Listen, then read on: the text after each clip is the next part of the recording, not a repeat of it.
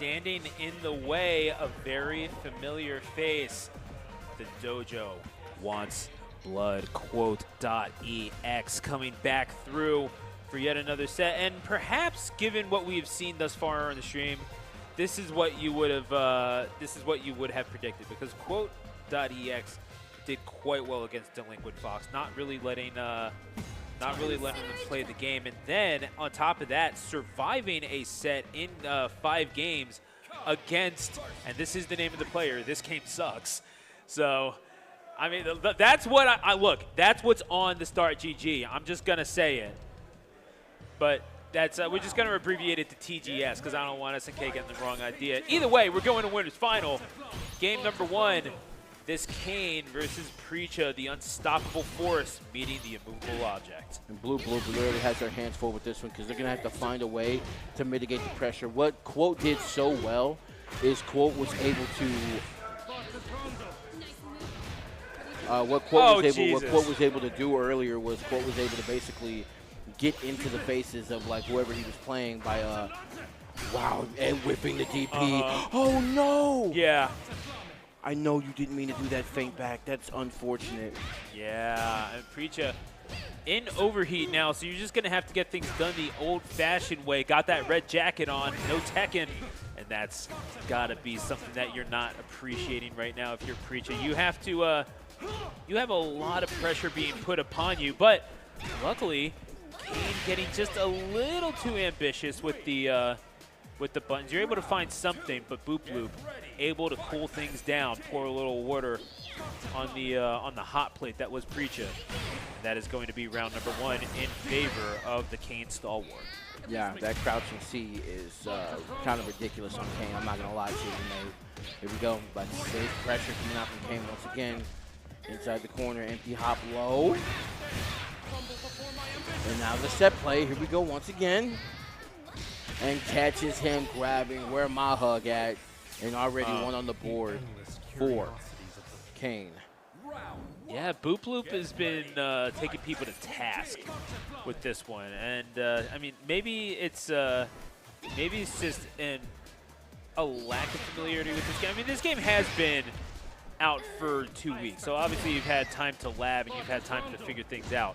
At the same time, still relatively new, and it seems like at the launch of a lot of these games, the general gist of it seems to be, I mean, not even like the strongest options, but the one that's going to put you at the least risk. And Kane definitely seems to be fulfilling that role, at least at this level of play thus far. Obviously, we're seeing players with tier lists that you know, might vary, you know, either here or there. But yeah, Kane seems to be a relatively strong character considering the amount of damage that you get, the strength that you can obtain upon catching jump in, as well as the fact that you don't really have to put your body on the line to implement a good amount of Kane's offense. And as you can see, BloopBloop making that sure that comes to fruition. Quote.EX trying so hard to get this pressure started, but it's been really, really difficult for them. Even forced the issue, but every time a knockdown happens, oh wow, got a little too much dip on the chip. Luckily, didn't get punished too hard for it. Got hit with the overhead. And Preacha trying to approach by the air, and it's still nothing doing. Gets caught with the jump in. I mean, yeah, there's only so much that you are going to be allowed to do, and when you're able to dictate the pressure, that means that you can approach at your own leisure. What a call out. Dashing in, and yeah, go ahead and let me show you these zip up shoes I got wrong real fast. Here we go, good convert coming out, but still one sliver of health. One wrong move, and the move was wrong. Yeah, and I am going to make a small correction here. Those do seem to be boots. I do think that's just the reflection on them. So we're going to get game number 1 going for round. Oh no, my man got the dress shoes, but yeah, this is game 3. Quote.EX, unfortunately. I really said shine them. That's crazy. Yeah. Yeah, that's you a said little. Shine him the Kane.